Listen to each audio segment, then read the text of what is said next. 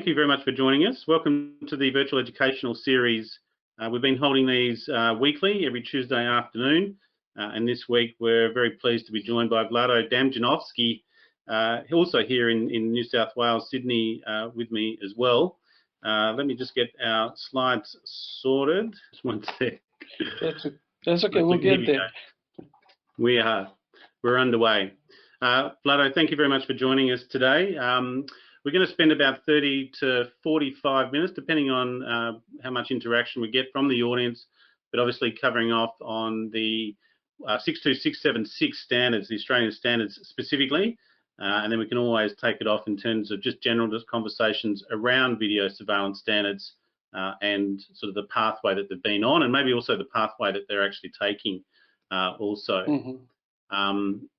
Just in terms of the slides, hang on, not going to work for me. Here we go. For the audience, Vlado, Vlado and I have known each other for some time. There's still some videos hanging around on YouTube from 2012 when he was actually the chairman of the Australian Standards Subcommittee on CCTV systems, looking at 4806 at the time.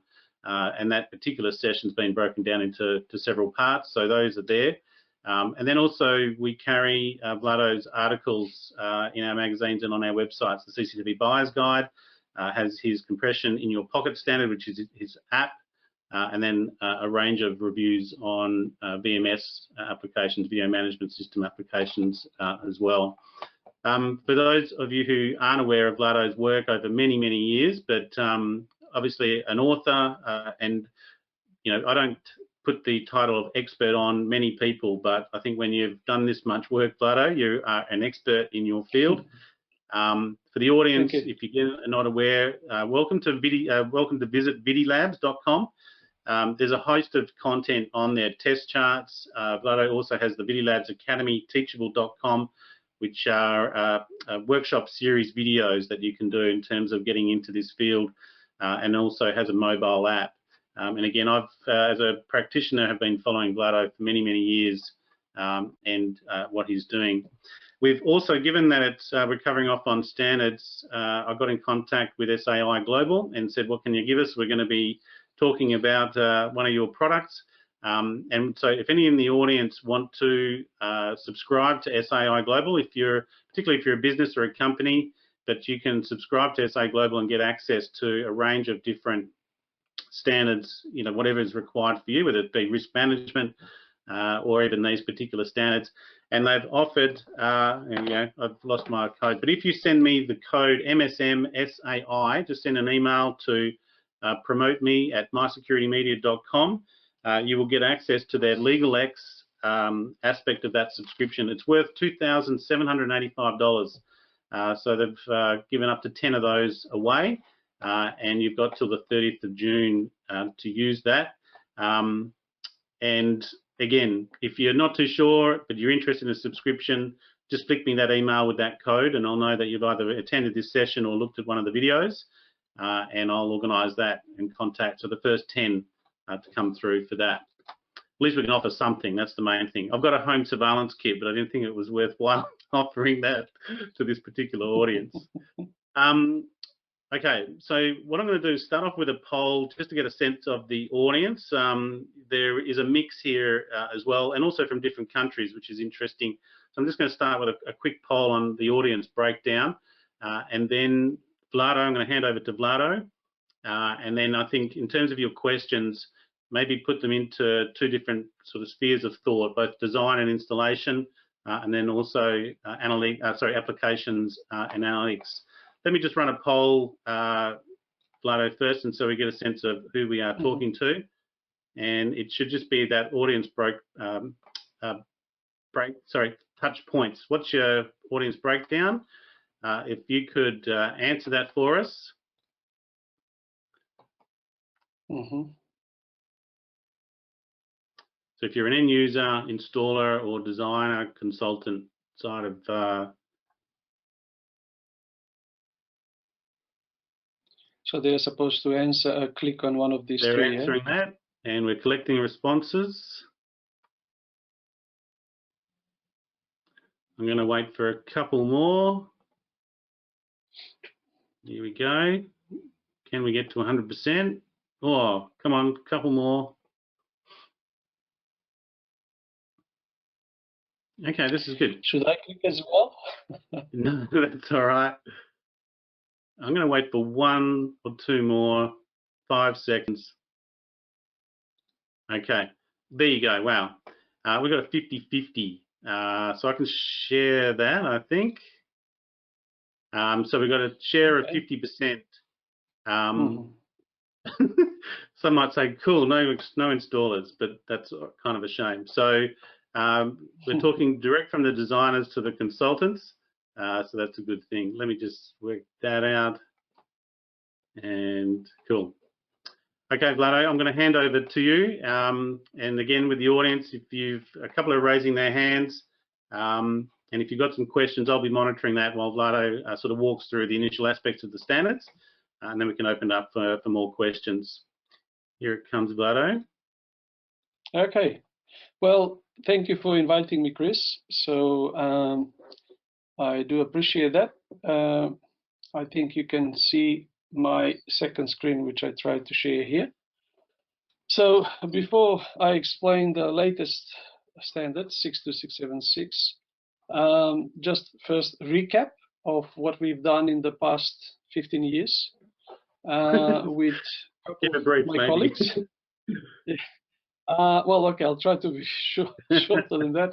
Well, most of the Australian colleagues in the industry would know that myself with Les Simmons and Oli D'Souza and a few other very active members of the Standards of Australia have been working on standards for many years, starting from the very first analog standards, 4806, which until 2003 or 4 Australia did not even have. So we started, and after a few years of hard work and deliberation and participation by the industry, in 2005 somewhere we published the 4806, the standard, which were basically 4 parts, 1, 2, 3, and 4. And they were mostly referring to analog, obviously, systems, because digital only started becoming popular or adopted by the industry in the years that just followed the standards. So really, we started having digital in a major way starting after the standards were finished. However, we had a good starting point, so we left it to basically be implemented in many different projects and tenders, and they all refer to 4806.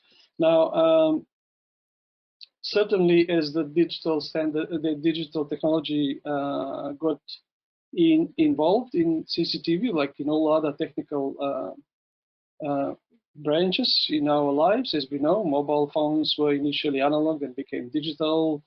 Vinyl music was analog and became digital. Everything became digital for a reason.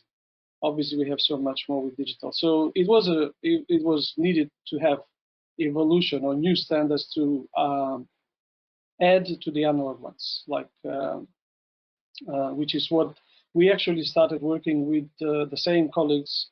I think I mentioned to you in our prior conversation prior to this webinar that we actually initiated work on digital in 2008. We even created a website where we wanted people to contribute, and we even had a quite clear picture of what to do since we were very fresh from finishing the analog standards. Sadly, there was not much feedback from the industry. We tried to announce it everywhere we could, but we left it like that, nothing was happening. So a few years later, we started having inquiries and collaboration because we obviously, as industry experts, we travel around as you do. We know people what's happening around, and everybody says, okay, what about digital? We need it. As you know, one of the biggest problems in introducing digital was actually multiple of different camera formats, compressions, incompatible products from one brand to another brand, and it was just a nightmare for somebody to decide, let's go digital. What do we use then?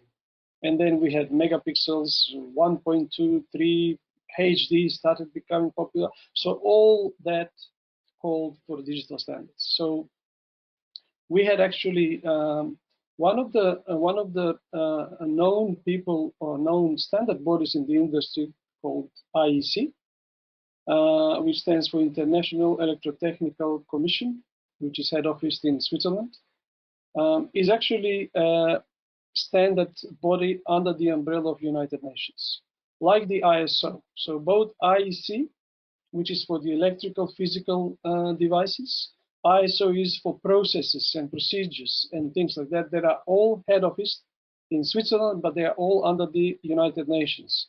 And all countries, members of the United Nations, actually are drawing on those standards or contributing or using the same standards, because without standards, we actually can't have interoperability between different products, between different concepts. So IEC approached us, members of Australian standards, to start contributing to them, which we started doing it, and we were hoping that since we didn't manage to motivate Australian industry to have standards before this time, and this was happening maybe 2013, 2014, we accepted this, and soon after that, after a little bit of I guess internal procedural arrangement with Standard Australia, we managed to convert Australia to become participating member of IEC, because until then we were only observing member. As observing member, we did not have the rights to contribute, which we were asked to do.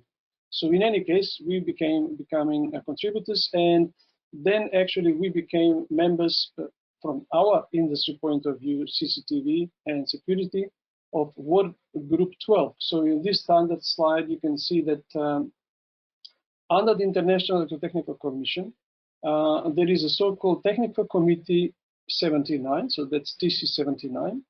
And under this TC 79, there are three main work groups that are referring to our work. Work Group 11 deals with access control.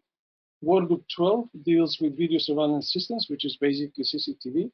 Work Group 13 with building intercom systems. And there are some other standards which are not necessarily under the same work group, for digital door locks and so forth. So these are all international standards which actually cover all these areas. So we basically started contributing to Work Group 12, and after many years of meetings and work and international, usually midnight meetings, we managed to produce, to add to what they always started producing, because as I said, Australia was initially not a participating member, but only observing. So there were certain standards that were already produced, and we started producing, contributing from standard 5, which is to do with camera measurements, dash 5, I'll say more about that. And then dash 6, which is for video content analytics. So I just want people to know that IEC is international, and we, like all other countries, drawing from the international standards and adopting them in their own country. If there is a need for some small modification, we do. If not, we adopt them as they are. So currently, we have adopted 62676 as they are, simply because we wanted them as soon as possible. I must say, sadly, we did apply for this early 2017. And in fact, this slide will show you that on 4th of May in 2017, actually we had a promotion on one of the major security roadshows events that was conducted in Australia. We did not have much interest, to be quite honest. Sadly, for the industry, we did not have much interest. But in any case, this is the time when we submitted our request to Standard Australia to adopt these standards. And sadly, again, nothing has happened for the last 3 years, even though this was really supposed to happen within the next few months. But in any case, we now have it. So 62676 is finally adopted in Australia. And I will give you a quick overview of which parts are there, because I'm assuming people would like to know that. So I'll give you a very short version of it, because obviously there's a lot of things to read there and learn. So there are so far basically 6 parts, even though there are more than 6, because some of them are broken in smaller pieces. But the part 1-1, which was published in 2013, is system requirements general. And maybe I should just highlight that at the moment, we refer to this standard not as CCTV standards, but VSS standards. So instead of closed circuit television, we now call them video surveillance standards, or more correctly, IP VSS. The reason for it is that the Chinese delegation in the committees, in the working committee, in the work group 12 of the TC79, was actually complaining or requested that the CCTV acronym is changed to something else, because in China, CCTV is China Central Television acronym, very known, and people may confuse that with their China Central Television. So, Vlado, do you think, decided, just on that, Vlado, do yep. you think it still would have changed over to video surveillance systems anyway? Because closed circuit television and a digital framework was sort of becoming obsolete. It was more on a digital network. You can, I guess, eventually probably would have, but you can always argue the definition of closed circuit television was just simply basically picked up by a limited number of viewers.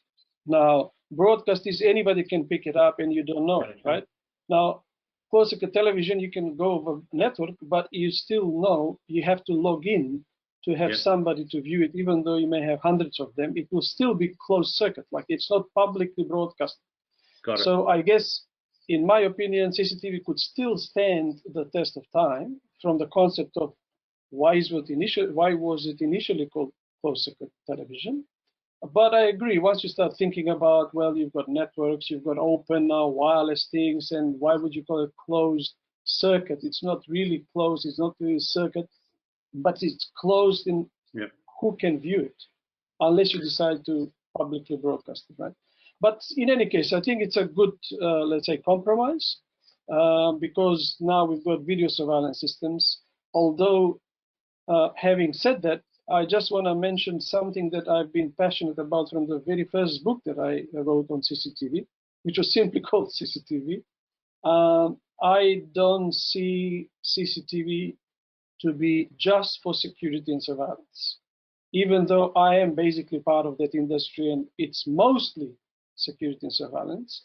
But don't forget that closed circuit television concept, cameras, and what you do can be used in so many other different fields, including medical, robotics, machinery, production, universities. So therefore, we should not limit the knowledge about how technology is used to not be known to somebody that wants to put a system for monitoring, let's say, their manufacturing process.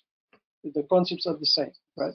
So for that reason, CCTV for me is a little bit wider than surveillance and security. So now we call it video surveillance systems. It's really narrowing down only for that type of application, although you can use it for other things as well. So the first part 1 of 62676 is general system requirements. There is a discussion in there, and again, if somebody wants to know more, I can certainly feed information that I have, but they are talking about video environment, interconnection, image handling, system management, data management, activity management, security risk grading, storage, image backup, concept, not technical, but this is like more from the conceptual general point of view. The 62676 part 1-2, which is another little subsystem of -1, is performance requirement for video transmission. And this actually talks about, now we're starting here more about networking because we're talking about video. So it talks about IP video transmission network design requirements, unicasting, multicasting, wireless, the general IP requirements, video streaming requirements and control, device discovery, network device management, and so forth. Then we've got parts 2, which is -1, -2, -3. So there are 3 sections of that. Basically, they are video transmission protocols, general requirements, IP interoperability implementation based on HTTP and REST services, which is the IT terminology, and video transmission IP interoperability. Now, here it's important to say this. This is in effect ONVIF implemented into the standards. So until then, until this was published 2013, until then ONVIF was just a consortium of different big companies, as we know, Axis, Bosch, Sony. They decided to start working on interoperability, which was the initial problem when we started doing digital. And it wasn't really a standard. It was just a consortium where you become a member, and eventually people recognized, manufacturers especially, recognized the value of having interoperability. I mean, obviously everybody wants to make their own camera. Our camera is the best, but eventually the customer says, I want to use that camera from that manufacturer to work with this other manufacturer that I prefer for a storage device. And ONVIF was the one that was in the right track. And I think this was a wise decision by the IEC committee that decided to adopt it. So in all our meetings that I have been to and listened to over the internet, basically ONVIF technical representatives are big contributors to this.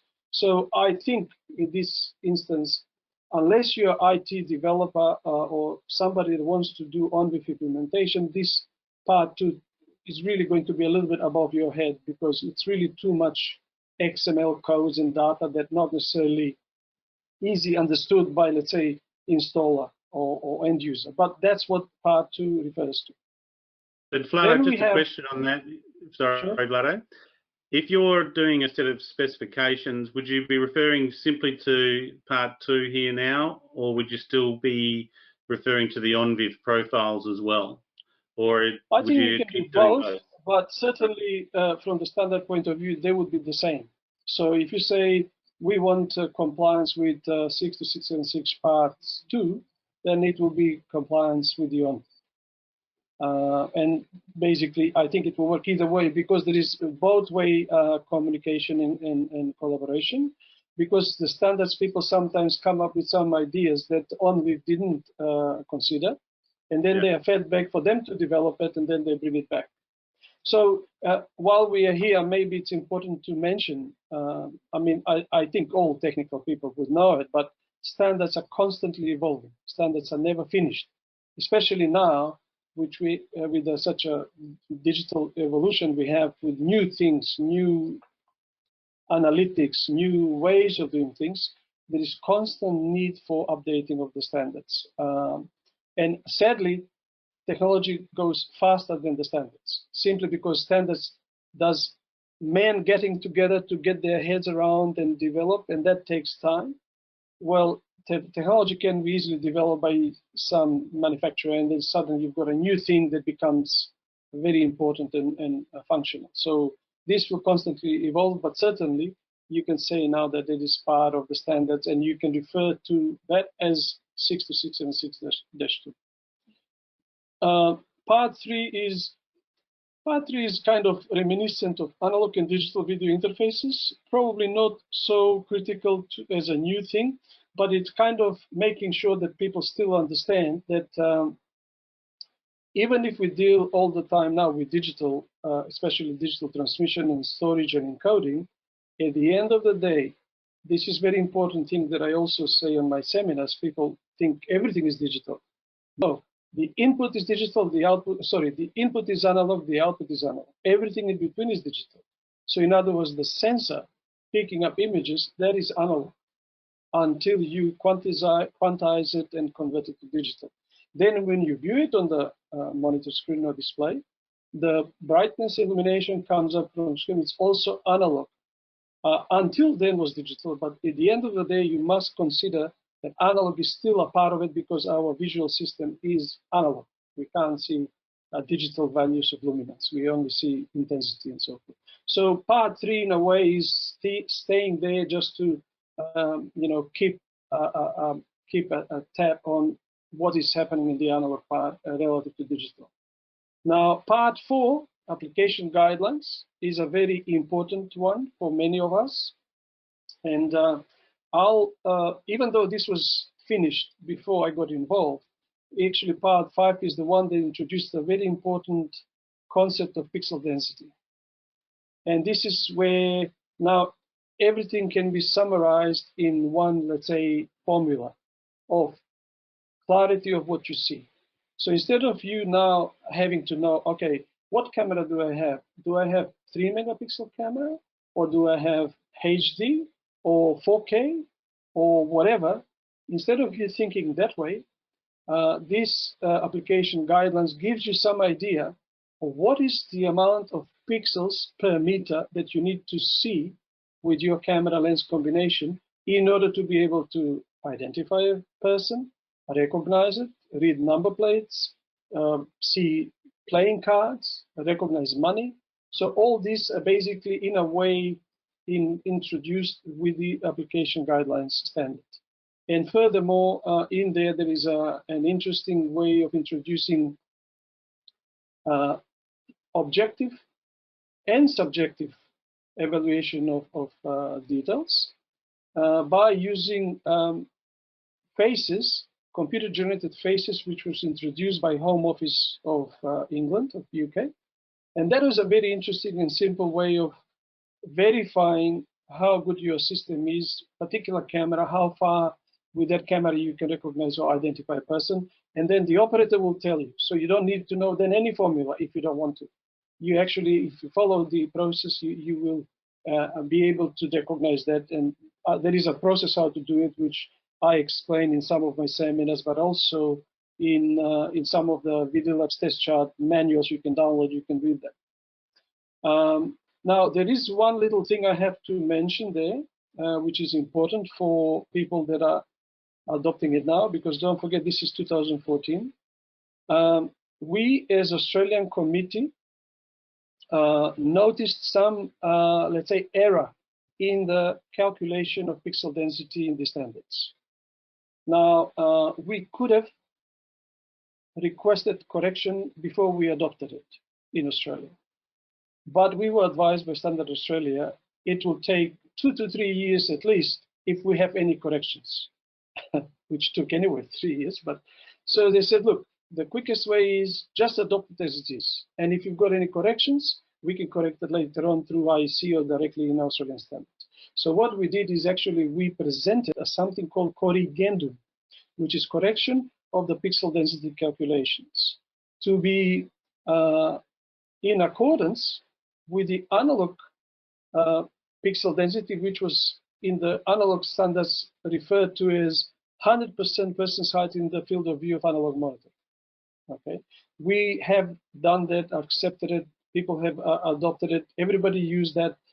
English standard used that in the analog time, so it works. We have, before we actually put it in analog standard, we tested it. Really, if you see 100% of person's height, you can actually identify a person. So when this was introduced in 2014 in part 4 of the IEC 62676-4, they did say 100% person's height, which is fine.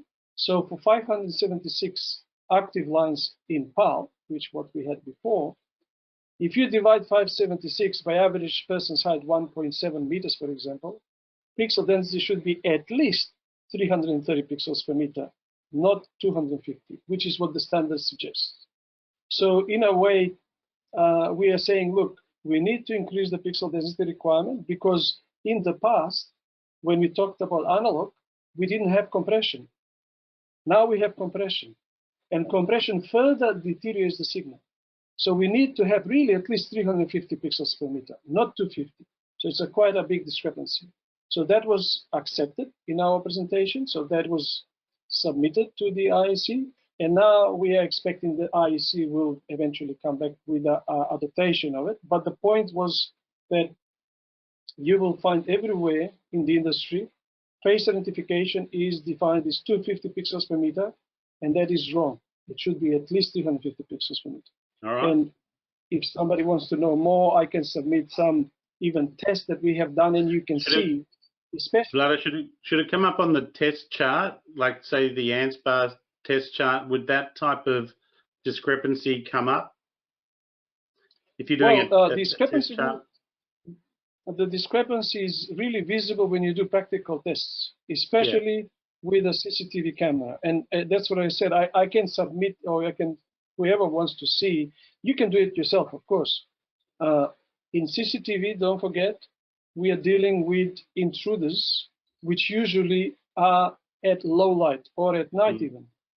Now, when you go at low light, you start having more noise than signal. When you compress that, you further lose details of the image. And this is actually where you need it most.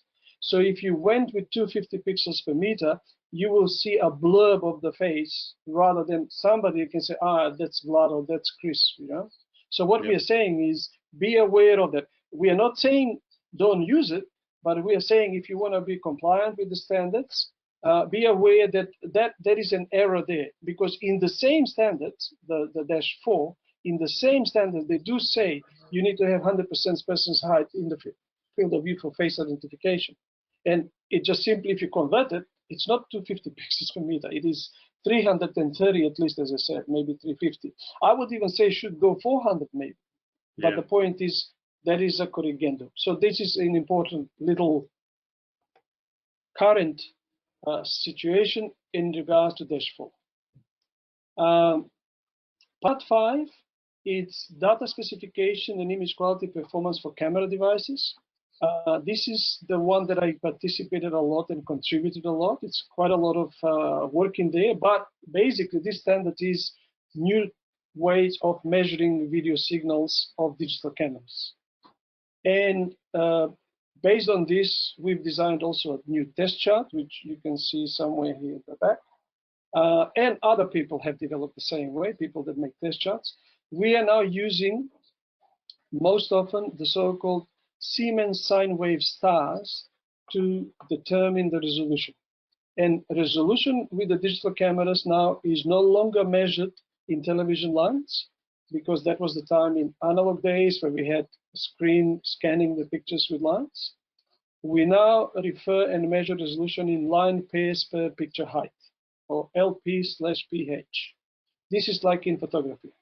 And again, if somebody wants to know more, you can learn even for free. There is no need to buy the standards at this stage just to learn that, because the Video Labs manual, for example, which you can download freely from videolabs.com website, explains that everything. But the point is, that's different. So how resolution is measured. Another difference is, if you remember in the past when we had analog, a lot of people were arguing and fighting on minimum illumination. And everybody could claim, our cameras is 0.000001 lux, which is impossible. So at that time, there was no clear, let's say, instructions how you measure minimum illumination, because it was up to the manufacturer to say, okay, we can see down 0.1 lux, we produce 50% signal with f1.4 lens. And then you've got all parameters that actually define, you can reproduce it and verify that that camera really can see down to 0.1 lux. But with many, you don't have anything other than the number, 0.001 lux.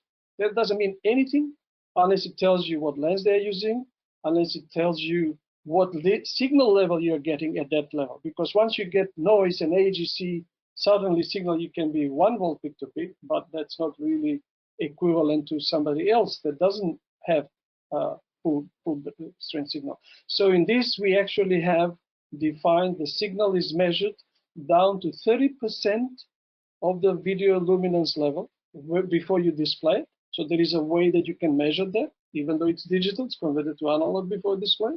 You can see 30%. And then what you measure, the illumination in luxes when the signal is 30% is the minimum illumination of the camera. And that is the proper way according to the standards. And there are some other things that we introduced there. We introduced, based on my formulas from the book, the motion blur. So you can actually get and calculate how many pixels blurriness you get if you've got a vehicle passing with 30 kilometers an hour. Now, the same things that is in the standard in actual fact can be found through my Video Labs app.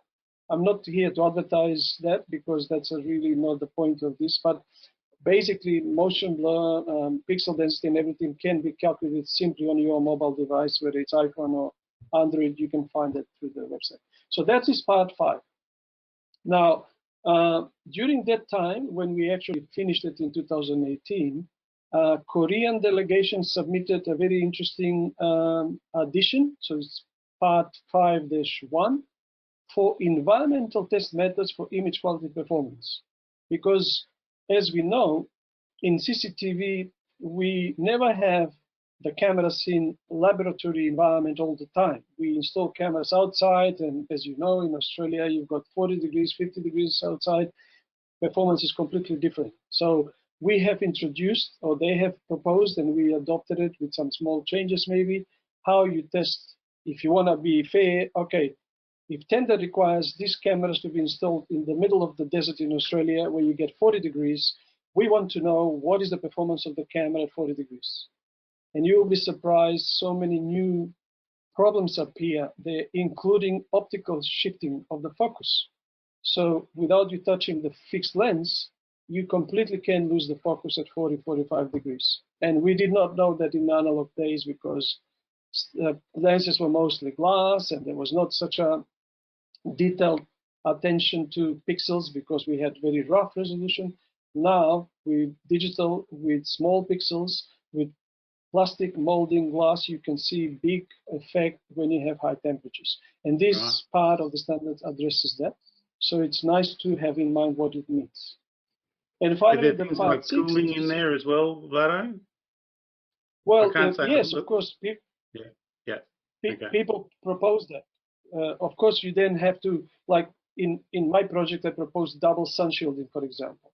Or some people propose fans. But then if you have fan, you have to make sure you've got obviously the power, then you have to block insects coming in. And in any case, it's something to know. And then you plan, okay, well, I must protect something, this camera, with so to drop down the temperature from, because if outside is 40 degrees, for example, you know well that the camera itself is a heater. And if it is in environmental closed housing, the camera inside will get 50 degrees. And 50 degrees, we all know what happens with electronics. Noise increases, but it's now not just the noise, but we actually have optical effect of losing the focus, which is unseen effect before. I haven't seen it before, but after certain practical experience, I have seen it. Korean delegation have seen it, and we discussed it and say, yes, we have to put it in there because people are putting cameras out in the open. And if it is in the open, obviously you need to consider that. So -5 is environmental test. I guess maybe it's more towards the hot environment, although I guess Northern Hemisphere will be really referring to it as a cold environment. How do you defrost the glass without, having humidity in there and so forth. The part 6, the last one that is now in the stage of CDV, and CDV is Committee Draft for Voting.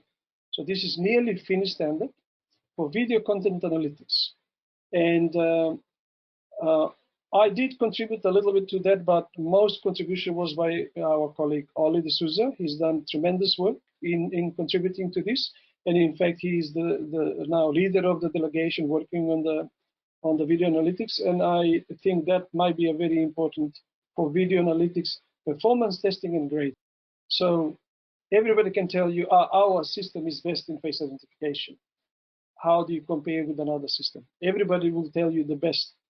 And this standard in a way proposes some kind of common ground so everybody be on the same page, and it's really realistically achievable what other people are saying. So that's part 6. Do you think, Vlado, just on the analytics, do you think they'll stick to the surveillance aspect application? Because video analytics has a lot of applications outside of surveillance. Well, I expect, Chris, that expect that things will be added as we go with industry. For example, I suggested long ago when we were working on -5, which was camera performance and everything, that we should separate lenses from cameras. But there are a lot of things in the part 5 which are really purely lens feature.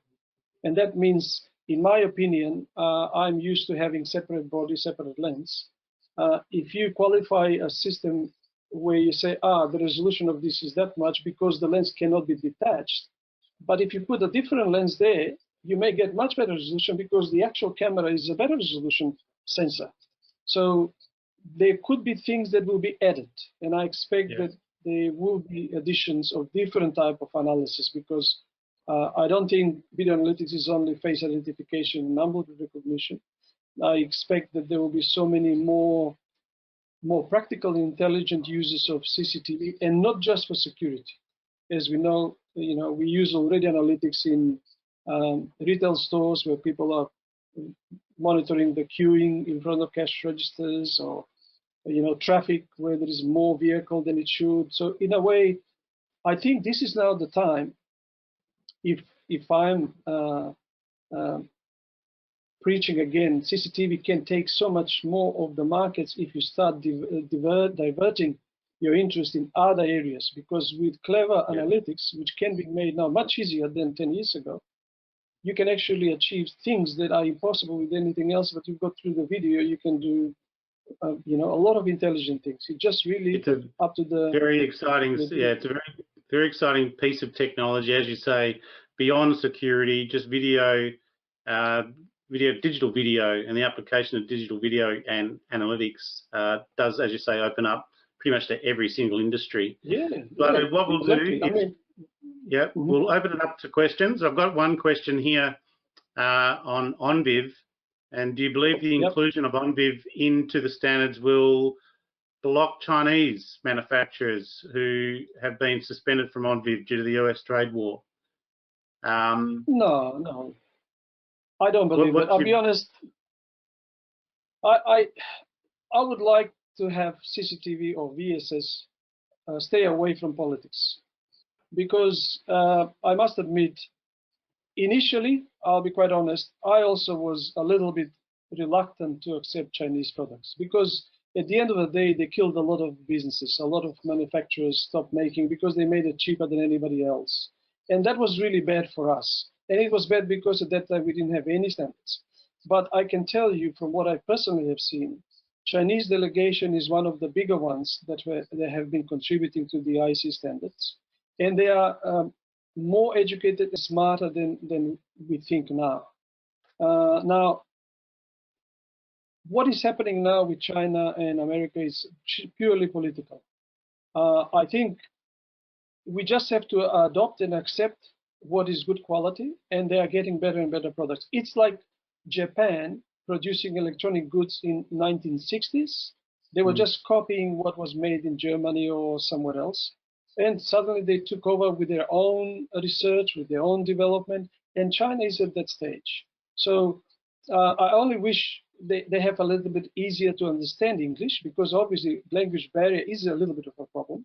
But once you see what they're doing, there are a lot of things in our work with the standards that actually they contributed quite with good quality suggestions, especially with large systems. I mean, they've got a lot of experience in federated systems, because they've got such a large country, and they already doing federation, which we're only starting to think about large systems of that kind. So I don't think OnViv will stop them, because they are already part of the IEC. They are already complying with the standards. And again, they are submitting their own suggestions, which some of them that are quite useful, the IEC adopts, because it's just technical discussion. We don't have anything to do with politics. Yeah, I suppose in response to that question, if OnViv have become part of these standards, it doesn't really matter if Chinese manufacturers are blocked from OnViv, because those standards are in an IEC standard and now an Australian standard. So I imagine that has circumvented that. And it's not just video surveillance technology, it's pretty much all technologies under a trade war. And it's even affecting non-technology here in Australia at the present time. Sadly. I mean, I really want to see development everywhere. I mean, especially Australia. Like, let's say something about Australia. Like, Australia had, I'm old enough to remember fantastic products from Australia that the world hasn't seen. Like, when you talk about matrix switches, Maxpro and Paycom, they were the best in the world. People were looking at them as a reference. AppPro, motion detection, and things like that. And sadly, we stopped being incentivized to be inventive.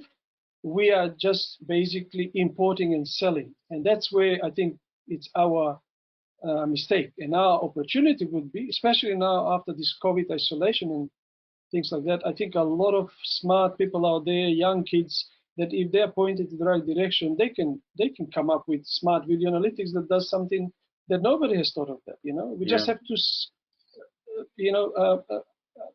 help. We just have to accept it rather than rely on somebody from China coming back with something. Not that everything is not acceptable, as I said, but it's just we can build on that. We can add to it.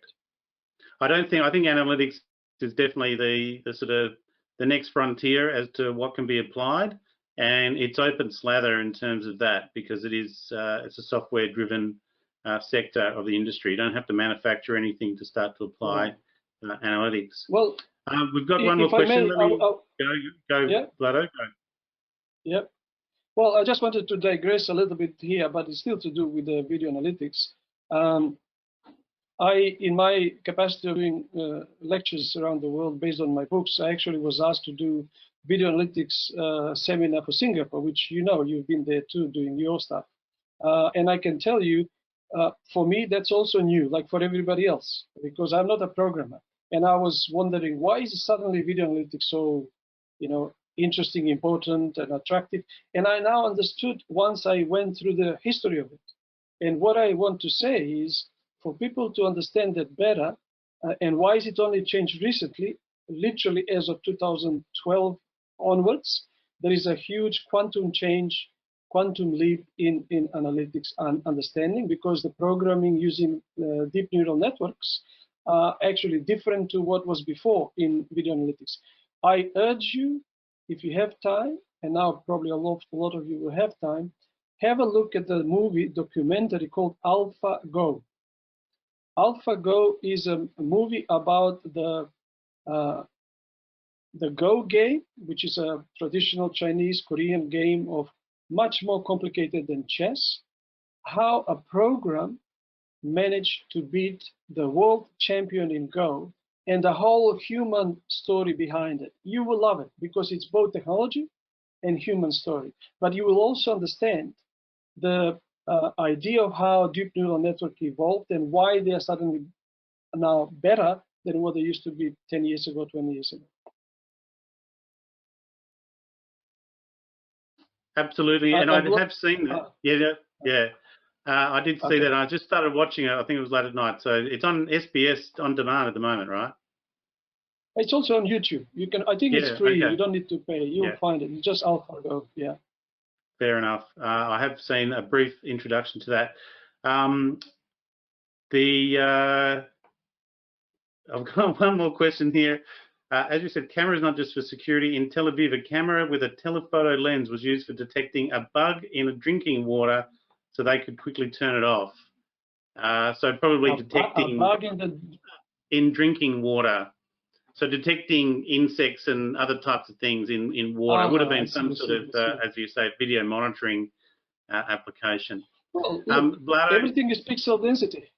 Yeah. Everything is described with pixel density. Exactly right. Well, look, I don't have anyone else raising their hands. I'm just checking on any final questions here. Yep, some more comments more than anything. And I think on that note, given we've been going for about 40 odd minutes, so I think we'll finish it up. Sorry. No. It's one of those things. I'm going to grab those slides back, and we should be back to this. Okay, so just to finish off for the audience in terms of what we've got coming up, this has been our fourth weekly. So we've been going for a month since lockdown, really.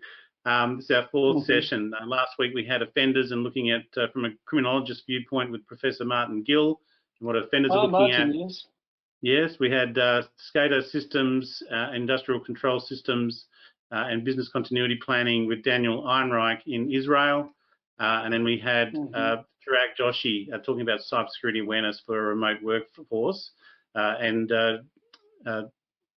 Vlado will join you to this esteemed list as we continue.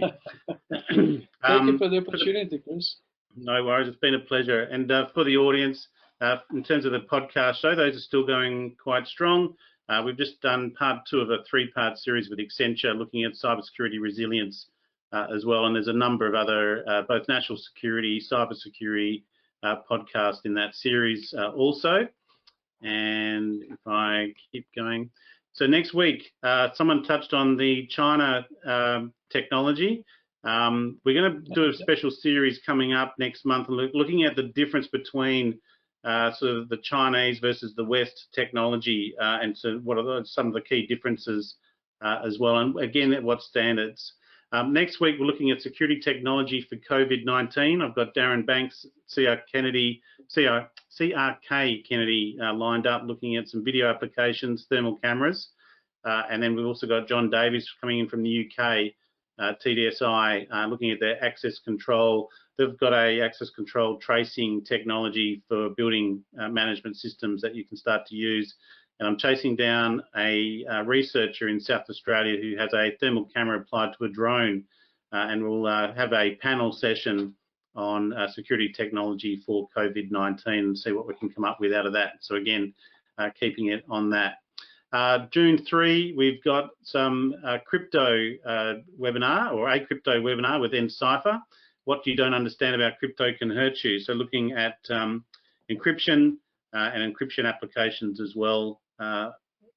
Also, and I think, if anyone's interested in Daniel Ehrenreich's particular sessions on industrial automation and control systems, cybersecurity, we're putting a group together for that also, and that'll be on the website. I know I said that last week, but we'll have it on for registrations open for next week, I promise. And we mentioned Martin Gill. If you are looking for sort of thought leadership at a sort of international level, Martin is running thought leadership webinars Tuesdays and Thursdays, and they're available on our YouTube channel as well. But if you're up late at night in Australia, you can tune into those. Vlado, thank you so much once again. The video will be available on My Security TV. It's great to have you back after 8 years. It's been too long. And thank you very much for joining us. So to our audience, and all the best, and hello to everybody. Vlado. Thanks, Vlado. I do appreciate it. And thanks for joining us on the virtual educational series. Thank you.